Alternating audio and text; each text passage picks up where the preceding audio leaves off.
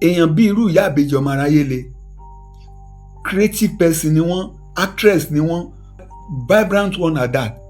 Wọ́n ń ṣe artist táwọn èèyàn máa rí tán máa ní wọn ò mọ̀, wọ́n ti dìràwọ̀ láàrin òṣèré. Èyí tẹ́ ẹ fi ń sọ pé ẹ̀ ń kọ́lé, ẹ̀ ń lọ ń gbalé, ẹ̀ ń fún wọn ní 3 million, ẹ̀ ń fún wọn ní kinní kan million, ẹ̀ ń ra márúwá. Tẹ́ ẹ bá fi irú owó yẹn tẹ́ fi ṣí a solid YouTube channel, tẹ́ ẹ kó owó tó kù tẹ́ ẹ kó fún as capital, káwọn èèyàn kẹ́ máa bá wọn monitor bí wọ́n ṣe máa produce. Gbogbo producer kan ló ń act. Ìwọ̀nba ibi tí wọ́n bá lè ṣe, bóyá lórí kẹ̀kẹ́ tán wà yẹn, ìwọ̀nba bí tán bá lè ṣe kán ṣe ń bẹ̀, bọ̀ kí production yẹn jẹ́ tiwọn.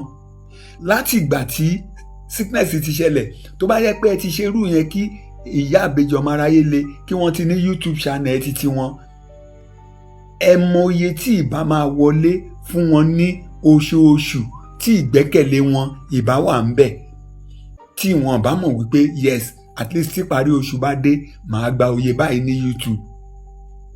Ẹ̀mí à ń tọrọ ìbá kọ́kọ́ kúrò nínú ọ̀rọ̀ wọn. Ẹ̀mí à ń gbé fóònù, à ń pe lágbájá, ẹ jọ̀ọ́ ẹ ràn mí lọ́wọ́, orí tuntun ń fọ́ mi, ìbá kúrò nínú ọ̀rọ̀ wọn. Bẹ́ẹ̀ ò ṣe yẹn, ẹ̀ ń kọ́lé fún wọn, ẹ̀ ń gbalé fún wọn, ẹ̀ ń kó 3 million fún wọn kán fi bẹ̀rẹ̀. Ẹ ò mọ̀ pé tẹ́ bá kó 3 million fúnrú èèyàn bẹ́ẹ̀ yẹn, lẹ́ni tẹ́ ẹ ti fi owó ìfà tọ́ lẹ́nu, tẹ́ bá kó 3 million fún, tàbí tẹ́ ẹ rajà sí ṣọ́ọ̀bù fún, full stop lẹ́ẹ̀dọ́gbọ̀n rà fún yẹn, nígbà tó bá jẹ́ tán á tún padà pariwo síta náà ni. That is the truth about it. Kò sọ́gbọ́n tẹ́ lè dá, torí wípé níwọ̀nba wípé àwọn èèyàn ti dìde pẹ̀lú owó ìfà yẹn, ó ti jẹ́ kí spirit wọn relax. Spirit irú àwọn èèyàn bẹ́ẹ̀ máa ń relax ni pé àwọn èèyàn máa kúkú dìde. Ẹ káàbọ̀ sórí ìkànnì yìí níbi tá a ti máa fún yín ní ìròyìn lọ́lọ́kan òjọ̀kan. Ṣé rí eléyìí tá a mú wálé ní gbáǹkọ́gbì ni o. Ó yá ẹ jẹ́ ká jọ wò ó. Ṣùgbọ́n kó tó di pa máa wo fídíò náà, ẹ jọ̀ọ́ ẹ bá mi wò sàlẹ̀ níbi tí wọ́n kọ subscribe sí yẹn, ẹ bá mi click lé subscribe button yẹn lórí. Ọ̀fẹ́ ni subscription o, kò sẹ́ni tó máa jáwọ́ yín. Ọwọ́ yín tẹ́ fi ń tẹ subscribe yẹn ní orúkọ Jésù, ẹ ò ní fi gba lẹ́tà ìbànújẹ́, ẹ ò ní fi gbé ọmọ sí o. Ẹ rí i pé à ń dáwó fún yàn, à ń ké gbàjarè, ẹ ràn wá lọ́wọ́, ó ti pẹ́ tó ti wà. Even kí internet tó dé ló ti wà. Wọ́n ń ṣe lórí rédíò, wọ́n ń ṣe lórí tẹlifíṣàn. Ṣùgbọ́n ní ọ̀wọ́ tí internet dé yìí, ẹ rí i pé ó ti wá wọ́pọ̀ gan. Ó wọ́pọ̀. Ihun tó wá bani nínú jẹ́ jù ni pé àwọn èèyàn tí wọ́n ti jẹ́ èèyàn tó yẹ pé ayé ti mọ̀ wọ́n tán jẹ́ gbajúmọ̀, àwọn ló wá pọ̀ tí wọ́n ń ṣe àwọn nǹkan báyìí lé lórí. Lóòótọ́ ó dáa láti ṣàánú, lóòótọ́ ó dáa pé ọwọ́ tí ó bá ń dùnyàn kéèyàn má kà sí abẹ́ aṣọ. Ṣùgbọ́n nínú fọ́nrán yìí màá jẹ́ kó yé wa kí ni àwọn advantages tó wà ń bẹ̀, kí ni disadvantages tó wà ń bẹ̀. Fún ẹ̀yin tó yẹ pé iṣẹ́ tẹ́ gbé dání gẹ́gẹ́ bí content nìyẹn, láti máa báwọn èèyàn ké gbàjarè fún ìrànlọ́wọ́. So ẹ lè mọ ibi tó yẹ kẹ́ máa fi sí àti àsìkò tó yẹ kẹ́ máa ṣọ́ra. Ṣùgbọ́n kí n tó play video náà, ẹ bá mi tẹ subscribe button tó wà nísàlẹ̀ fọ́nrán yìí. Ẹ subscribe sí Kedaria Television. Ẹ follow mi ní Facebook page àti TikTok access mi. Bẹ́ẹ̀ tí ń ṣe yìí, ọwọ́ tẹ fi ń ṣe, ẹ ò ní fi gbọ́mọ sí. Ilé mi ń bì, ilé mi ń bàjẹ́ yìí o, ṣe àpò ilé mi ni, ilé mi ni, ilé mi ni, ó bá yẹ nípò mi, nípò mi ìbànújẹ́ ló jẹ́. Ẹ ṣàánú mi, ẹ ṣàánú mi, ilé mi ni, ilé mi ẹgbẹ́. Apàyàn níyàn màmá, apàyàn níyàn màmá, apàyàn níyàn màmá. Màmá, gbé fún Fúnrónkẹ́, gbé fún Fúnrónkẹ́, ẹ bá gbé fún Fúnrónkẹ́, ẹ bá gbé fún Fúnrónkẹ́. Ẹ jọ̀ọ́ nítorí Ọlọ́run, mo fi Ọlọ́run ọba bẹ̀ yín, mo fi Ọlọ́run ọba bẹ̀ yín, ẹ má ever ṣe mistake pé fóònù mi mọ́, ẹ má ever pé fóònù mi mọ́, mo bẹ̀ yín ni, ẹ jọ̀ọ́ o, don't ever call my phone again. Màmá náà ṣẹ̀ṣẹ̀ pè mí sí i. You did as of last week. tí mo ẹ sọ fún mi ara màmá ọ̀yá tí mo send owó sí yín. ẹ bá kọ́ my phone again. màmá náà yẹ ṣe pé mi sí. mo send sí yín. Adéọlá ẹ mọ̀ sí àwọn yín. almost every time I was sending money to you. Yàrá tá a lọ wọ́n fún concept látà red drop wọn. Anybody wọlé mọ́jọ. At the end of the day ẹ wá fẹ́ padà sílé màmá wa sọ pé ilé àwọn ni. ẹ bù mí gbọ́ kò dáa bẹ ṣe o kò dáa. àǹtí Folúkẹ́ ẹ ní sùúrù àǹtí Folúkẹ́. ẹ káwọn sọ. kò ní kẹwàá rí mi. ẹ má wọ́n pè yín. ìgbà tẹ́ pẹ̀lú pọ́sìkì tí mo sẹ́ nìkan tí mo lè sẹ́ni sí ẹ ṣe sọ fẹ́ mi wípé ẹ̀yin ò ṣe sọ fẹ́ mi wípé màmá fẹ́ padà sílé lọ́dọ̀ ẹ ṣe sọ fẹ́ mi. Did you tell me that? ní ẹ̀yìn bá a pè lásán ó kò sí owó oúnjẹ ó bẹ̀rẹ̀ pé owó oúnjẹ. Did you mention it to me? sọ̀rọ̀ náà ẹ̀rọ bá ṣe ń. So at the end of the day gbogbo ọjọ́ ìṣẹ̀lẹ̀ ti padà sí ọ̀dọ̀ Àgbàlá Gabriel pẹ̀lú gbogbo táwọn èèyàn fún yín. Okay. Àwọn ọmọ èmi ò èmi àfiṣẹ́ nǹkan tí wọ́n dé o. Ìgbà tí màmá dé màmá wá ń sí ìdìbò bẹ́ẹ̀ tẹ́lẹ̀ wọ́n fẹ́ kọ́ padà nǹkan tó yẹ ní kí n ṣe. Okay. Ọlọ́run yẹn wà méjì náà. Ẹ̀yin náà ẹ̀rọ bá mi rò ó. Kò sí wàhálà. Mo ti gbọ́. Ẹ ṣé. Látọjọ́ tí aláyé ti dáyé ni àwọn èèyàn ti ń béèrè fún ìrànlọ́wọ́. Látọjọ́ tí aláyé ti dáyé làwọn èèyàn ti ń dìde ìrànlọ́wọ́ fún ìran ènìyàn. Ṣùgbọ́n ohun kan ni mo fẹ́ kí gbogbo wa mọ̀, òun ni wípé ṣe rí àwa tí àwa yàn ní ààyò gẹ́gẹ́ bí content láti máa gbé àwọn èèyàn sí orí afẹ́fẹ́ fún ìrànlọ́wọ́. Ó yẹ ká máa wo àwọn gbèǹdéke kọ̀ọ̀kan fún àwọn nǹkan tá a bá ń ṣe.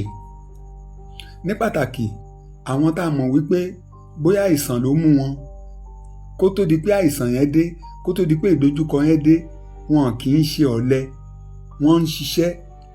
Àwọn náà ti jẹ́nìyàn kó tó di wípé ìṣubú dé. Ohun tó dáa náà ni wípé ẹnikẹ́ni tí ìwọ bá nípa láti ṣe ìrànlọ́wọ́ fún ẹnì kejì rẹ ni.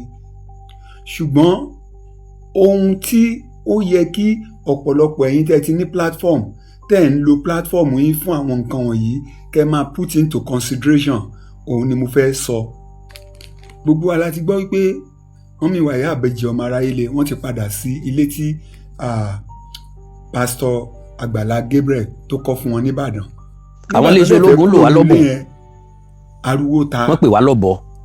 Tí oríṣiríṣi ọ̀rọ̀ jáde. Lórí ọ̀rọ̀ àwọn akẹ́kọ̀ọ́ oríire àti àwọn olùkọ́ wọn tí wọ́n láwọn rescue. ẹ máa bọ̀ nígboro ẹ wá lọ gbalé sí gboro. Nínú àtẹ̀jáde tí wọ́n fi síta. ọ̀rọ̀ yìí wọ́n jẹ́ kó yé wa wípé ó fa rògbòdìyàn tó yẹ pé ní kété tí wọ́n dẹ̀ ti lọ gbalé sí gboro àwọn tó máa dá Àgbàlá Gabriel lẹ́bi wọ́n dá wọn lẹ́bi, àwọn tó dẹ̀ dá wọn láre náà àwọn dẹ̀ neutralize àwọn kan láàrin wọn. ṣùgbọ́n tí mò ń lọ lórí ọ̀rọ̀ yìí gangan ni wípé àwa kan wá ní olè òní ìjàgbá kọ́ mọ́ ṣe lójú fèrè ntẹ́ni bọ̀dì bá bẹ̀ sọ ló máa sọ. ló ṣe fẹ́ kí àwọn wà transparent. àwọn tí wọ́n neutralize. ẹ jẹ́ ká wo case study àròkù wọn. Ìyá Ìbejì ọmọ Aráyélé. àwọn tí wọ́n arrest òṣèré àárí wọn. Folúkẹ́ Dáramọ́lá. ṣùgbọ́n ló àmì hò kọ́kọ́ ń ké gbàjarè. a máa gbọ́rọ̀ lẹ́nu kan nínú àwọn tíṣà yẹn. gẹ́gẹ́ bí òṣèré tó jẹ́ senior colleague. bí ṣe kú bọ̀ bẹ́ẹ̀ ti bẹ́. tó dẹ̀ jẹ́ nǹkan tó ráyè. àlàyé tí iléeṣẹ́ ológun ò lè sọ fún wa. níwọ̀nba ibi tí kákìlẹ̀ iṣẹ́ ológun pẹ́ kó ṣe takuntakun ṣùgbọ́n wọ́n fẹ́ gboríyìn nǹkan tí wọ́n ò ṣe. ṣùgbọ́n kó tó di pé Ìyá Ìbejì kí lóríyìn tí wọ́n ò ṣe tí wọ́n fẹ́ gbà. wọ́n ní problem tí wọ́n ní pé àwọn gbé àwọn dáná ìbọn yá wọn tí táwọn lọ gba àwọn èèyàn yìí lọ́wọ́ wọn. tí gbogbo àwọn èèyàn mọ̀ tán dẹ̀ wà á tì. meanwhile tẹ́ ẹ bá gbàgbé nínú ọ̀rọ̀ tí mo sọ sẹ́yìn pé bóyá wọ́n bọ́ sórí tẹlifíṣàn àbí rédíò. kò sí kankan náà àwọn ajínigbé yìí lọ́dọ̀ àwọn ńgbà tí iléeṣẹ́ ológun dé. tó túmọ̀ sí wípé torí pé ọ̀tọ̀ làkáǹtì ní táwọn iléeṣẹ́ ológun sọ fún wa àkáǹtì tí wọ́n sọ fún wa tí wọ́n fẹ́ ká gbàgbọ́ à ń bá àwọn ó ní wípé àwọn jàgbá àwọn èèyàn yìí ni lọ́wọ́ àwọn ajínigbé. ó ń kọjá wípé à ń tọrọ owó yìí. àwọn iléeṣẹ́ ológun gan ò débi tí àwọn ajínigbé wà. àwọn ajínigbé ló kàn tọ́ka ojú ọ̀nà táwọn èèyàn yẹn máa gbà tí wọ́n ti rá wọn sọ́jà. àti pàkejì tó ń bá Ìyá Ìbejì tọrọ owó. a kàn nílò àfọ̀mọ́ kékeré.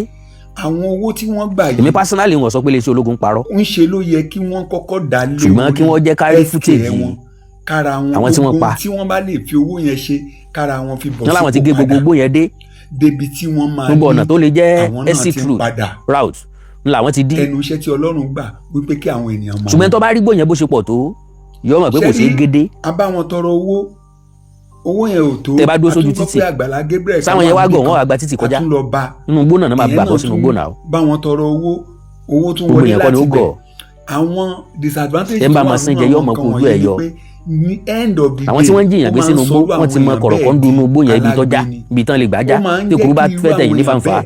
kan wà relax so láti máa now gba a gbọ́dọ̀ owó lẹ́nu ìfà kan nu wọn yọ̀dẹ̀ tó wù mí ká tó gbọ́dọ̀ lẹ́nu student kan láàrin wọn náà tí wọ́n dá fún ìyá àbèjì ọmọ ó wà very very tó bá jẹ́ pé wọ́n kò lé absurd. healthcare kí So to Ọlọ́run say. dẹ̀ bá gbogbo ògo kára wọn a dẹ̀ máa gbọ́dọ̀ lẹ́nu kan náà àwọn padà tíṣà sẹ́nu yẹn iṣẹ́ tí wọ́n wọn. release ṣe mọ̀ pé gbogbo wọ́n ní wọ́n wàhálà release àwọn ni wọ́n rescue kò ní àwọn ṣẹlẹ̀ ó jẹ́ ìbànújẹ́ ọkàn fún ṣe mi mọ̀ wípé torí yàtọ̀ pé sí kò sí wípé ọkọ mi nínú wọn. spiritually health-wise So, ara ẹ̀bẹ̀ tí mo wá wọn ń bẹ ìbá yá ìjọba ni pé spirit wọn ìbá káwọn jọ hìnà kí wọ́n dákun kán wọ́n lè sì sí bára ọkọ wọn mi tiẹ̀ fún yá mi. ipò wípé tábà kúkú Ó ní ọmọ pariwo mẹ́ta tó àwọn fi èèyàn sílẹ̀ tún sáyé. dìde Now, kò lè jẹ́ kí spirit okó ọkọ woman yìí tó ń béèrè, emotionally ǹjẹ́ àwọn sọ́jà gbé bọ̀? Ǹjẹ́ adaptation wọ́n ti rí? máa wà fún wọn tán bá rí ṣé yóò ṣe é gbé láti ìjà àwọn máa sọ́jà gan béèrè débẹ̀ àti láti máa gba owó sán ìfà. padà débẹ̀ Kí n fi òṣèré ṣe example kí n kọ́kọ́ lọ lórí àwọn òṣèré ọkùnrin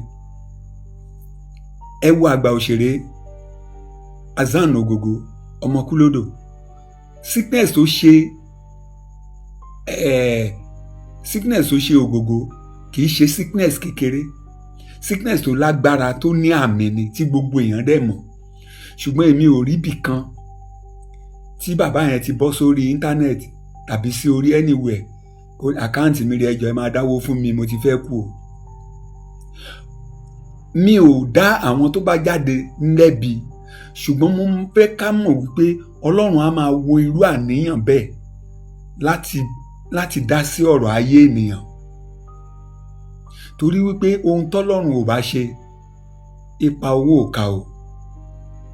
Ẹ wo ọ̀nà àrà tọ́lọ́run dẹ̀ gbà fún Ògògó tó gbà fún ní ìlera pípé ẹ wòye oṣù ẹ wòye ọdún tó fi sick tó dẹ̀ padà tó tún wá ní balance status bá àwọn tó jẹ́ pé wọn ò tiẹ̀ sick tán wà lẹ́nu iṣẹ́ yẹn ṣe rí mọ̀ pé ọwọ́ Ọlọ́run ni.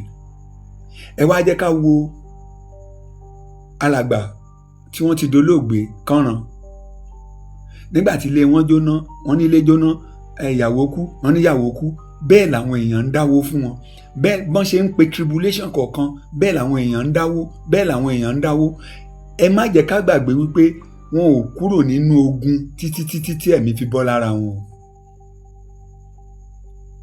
Torí wípé ṣe rí attitude wípé ẹni tí Ọlọ́run ti ṣílẹ̀kùn fún kó wá padà dẹni tí wọ́n ń dáwó fún inú Ọlọ́run fún rẹ̀ ò dùn sí ká má ṣe wàá rò wípé kí irú ẹni bẹ́ẹ̀ kó wá rí bí nǹkan ìrọ̀rùn pé tí n bá yà ti pariwo wọn á dáwó fún mi. Ó jẹ́ nǹkan ìbànújẹ́. Ẹ wo bàbá Súbèbè nígbà tára wọn ò yá tó critical tí wọ́n gbé wọn lọ sí Àgbàlá Gabriel tó bá jẹ́ wípé gbogbo owó tí wọ́n raise láti ọ̀dọ̀ Àgbàlá Gabriel kán má dà ìbá tẹ̀ sórí pé à ń kọ́lé fẹ́ni tí ó jẹ́ aláàárẹ̀ kán dà ìbá tó owó yẹn sí medical fitness wọn ó possible kí bàbá Súbèbè ṣì wà láyé lónìí tí wọ́n bá dẹ̀ wà láyé pẹ̀lú craft tó wà nínú wọn ilé tó ju irú ilé tí Àgbàlá Gabriel padà kọ́ fún wọn craft tó wà nínú bàbá yẹn lè kọ́ jù bẹ́ẹ̀ lọ. Ìdí nìyẹn tí kò ṣe yẹ ká máa límìtì Ọlọ́run kò sí tó burú nu kéèyàn béèrè fún ìrànlọ́wọ́ ṣùgbọ́n ká má sọ ìrànlọ́wọ́ di nǹkan tá a fi máa wá relax. Nígbà tí bàbá Súbèbè sick táwọn èèyàn dáwó tó jẹ́ pé nínú owó yìí náà àkọ́kọ́ lọ kọ́lé fún aláìsàn ṣe mọ̀ kórìí àárẹ̀ yẹn náà ni wọ́n padà kú sí ṣé wọ́n lè padà wá gbénu ilé yẹn mọ́lé ní báyìí.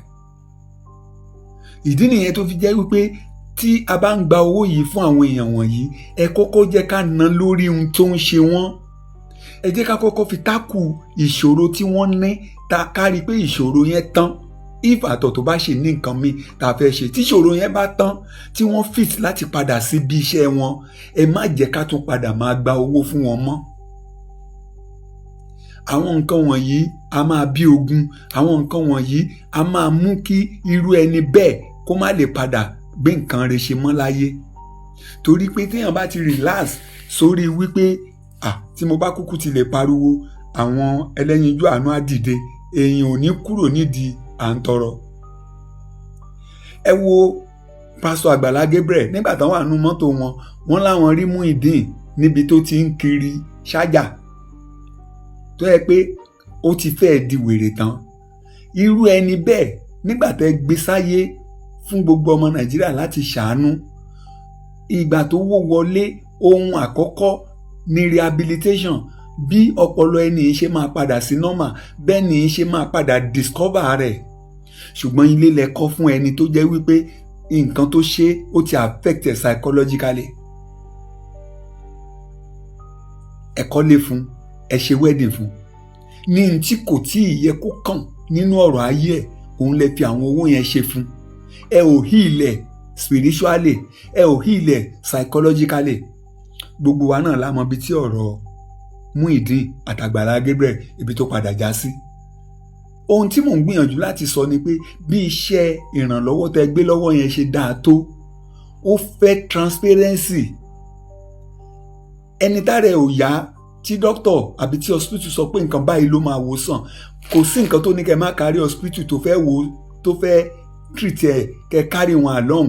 Bówó yẹn ṣe ń wọlé kẹ́ rí wípé wọ́n ná owó yẹn sí orí kí ara ẹ̀ yá kó padà sí ẹnu iṣẹ́.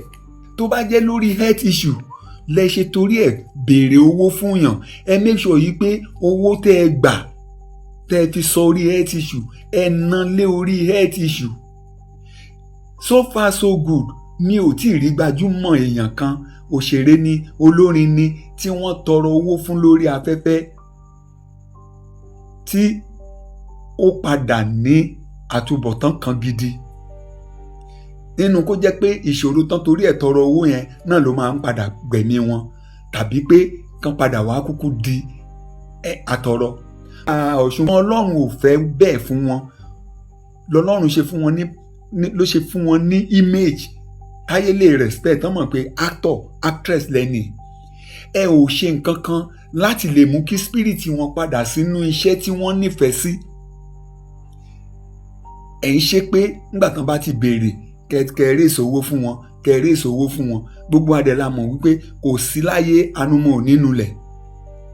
Nítorí náà mo fi eléyìí ṣe bí ọ̀rọ̀ ìṣítí àti ọ̀rọ̀ ìkìlọ̀ fún gbogbo ẹ̀yin tí ẹ gbé mission ìdání, ẹ̀yin tí ẹ gbérú content báyìí dání, kọ́ ọ̀pọ̀lọpọ̀ ẹ̀kọ́ nírú àwọn ìṣẹ̀lẹ̀ báyìí.